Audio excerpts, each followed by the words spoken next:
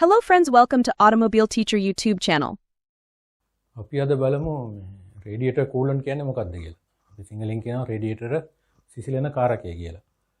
එතකොට අපි කුඩා කාලේ මතකයි මේ පාරවල් වල සමහරට මේ වතුර බොයිල් කරලා මේ වාහන නතර කරගෙන ඉන්නවා. ඒතර කඳු නගිද්දි වතුර බොයිල් කරනවා. නමුත් දැන් නම් අපිට සාමාන්‍යයෙන් මේ පාරේ දක්නට ලැබෙන්නේ මේ කඳු අදිද්දි එහෙම මේ පාරේ වාහන නතර කරන් ඉන්න ඒ වතුර බොයිල් වෙලා. ඒක මතකයි ඉස්සර රේඩියේටරින් මේ දුම වාගේ දානවා. ඒ කියන්නේ මේ අධිකරස රත් වෙලා වතුර ඒක මේ වාෂ්ප තත්ත්වයටපත් වෙලා සෙන්ටිග්‍රේඩ් අංශක 100ට වැඩි වෙලා බොයිලින් පොයින්ට් එක පයින්නවනේ. එතකොට සාමාන්‍ය වතුර බොයිල් කරන්නේ සෙන්ටිග්‍රේඩ් අංශක 100. 100 පැන්න ගමන් වතුර බොයිල් කරන්න ගන්නවා.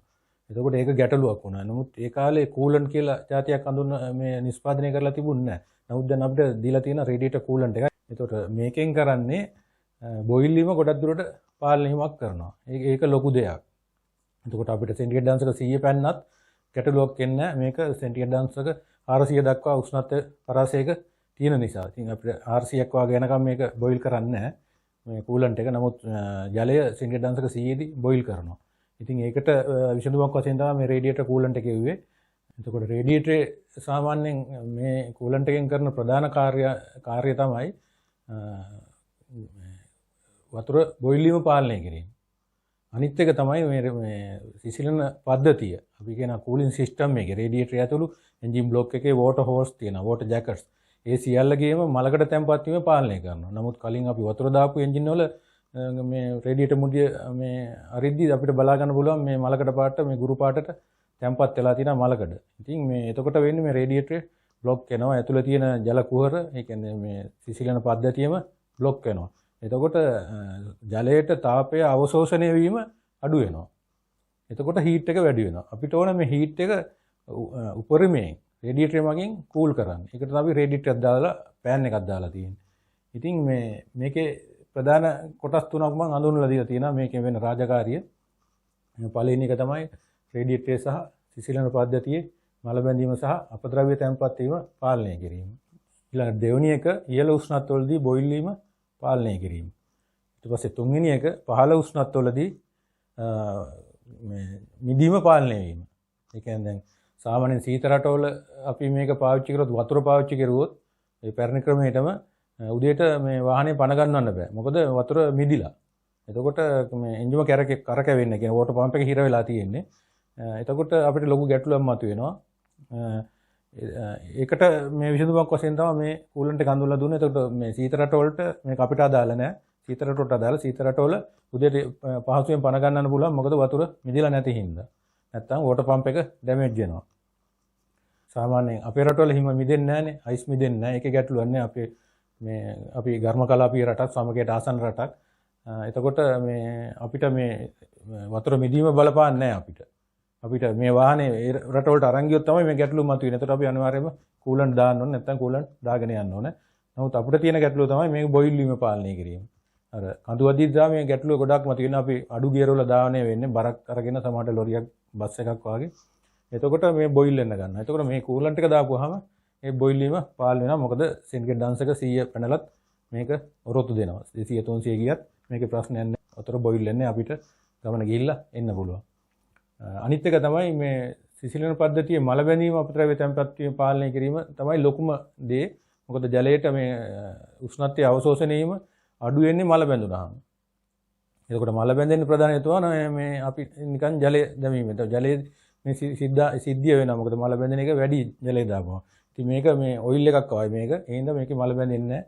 එතකොට මේකෙන් ආරක්ෂා වෙන කොටස් ටික තමයි ප්‍රධානම කොටස් තමයි රේඩියේටරේ. ඊළඟට වෝටර් පම්ප් එක. ඊළඟට රේඩියේටර් හෝස්. ඊට පස්සේ ඇතුලේ තියෙන වෝටර් ජැකට්. ඒවා කුඩා වුණාම මේ ජලය ගමන් කිරීම පාලනය වෙනවා. ඒ අර ඩයමීටර් එක අඩු වෙනවනේ මල බැඳෙද්දි. එතකොට උෂ්ණත්වය වැඩි වෙනවා එන්නේ එන්ජින් එකේ. උෂ්ණත්වය අඩු වෙන්නේ නැහැ. ඒක රේඩියේටර් තිබුණත් උෂ්ණත්වය අඩු කරගන්න බෑ අපිට. මොකද හැමතැනම රේඩියේටරෙත් මේ මලකඩ බැඳිලා නිසා. ඒ තියෙන මේ කුඩා කුහර වලින් වතුර පල්ලෙහාට ගමන් කරන්න බෑ. උඩින් අපි රස්නේ වතුර ටික දාන්නේ. උඩ හෝස් එකෙන් දාන උඩ ටැංකියට, අපර් ටැංක් එකට. ඊට පස්සේ ලෝවර් ටැංක් එකෙන් තමයි අපි රේඩියේටර් මේ එන්ජින් ඇතුළට මේ අර සිසිලන ජලය, කූල් වෙච්ච ජලය ඇදලා ගන්න වෝටර් පම්ප් එකෙන්.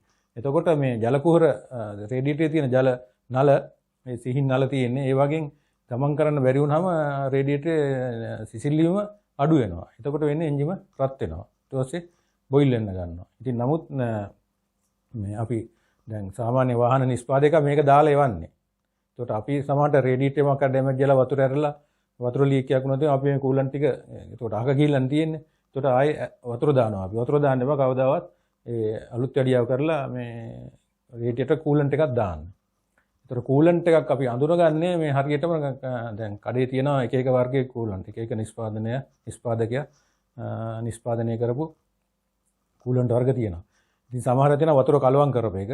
සමහර තියෙනවා වතුර කලවම් කරන්න ඕන එක. සාමාන්‍යයෙන් කූලන්ට් ලීටරයකට ජලය ලීටරයක් දාන්න ඕනේ. ඒ කලවම් නොකරපු එක. අරක අනිත් එකේ කලවම් කරලා තියෙන අපිට ගැටලුවක් නැහැ. කලවම් කරන් දෙන්නේ කෙලින්ම රේඩියේටර් එක දාන්න පුළුවන් අපිට. අනිත් එකේ කූලන්ට් ලීටරයකට තව ජලය ලීටරයක් දාන්න. ඒ කියන්නේ 1:1 අනුපාතය. ඒක අඩු වැඩි වෙන්න බෑ. එතකොටත් ගැටලුවක් වෙනවා. දාන්න.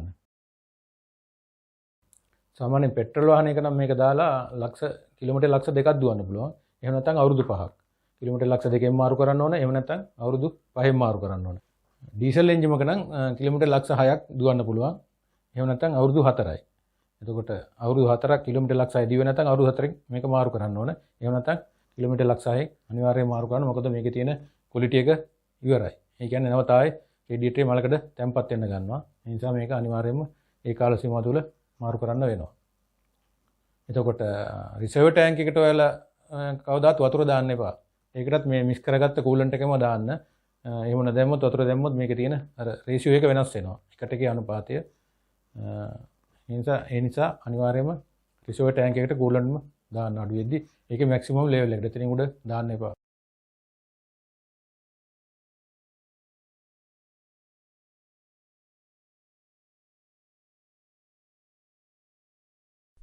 Hello friends, please subscribe the channel. And thank you for watching.